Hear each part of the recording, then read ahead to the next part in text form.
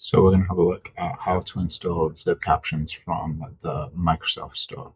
So to get started, you're going to want to open the Microsoft Store from the Start menu. And then in the search box at the top here, we are going to put in Zip Captions. And we're going to choose the Zip Captions option from the drop-down list. And we are going to click on Install. Once the app is installed, then we will see that this box here shows that it is installed, and then we can choose to open the app.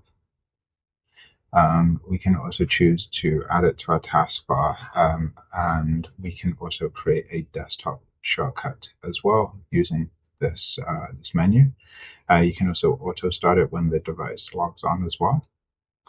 And then it's ready to go. So we can add it automatically to our taskbar, and then we can click listen. And then as we start to talk, we can see that the captions appear in Zip Captions.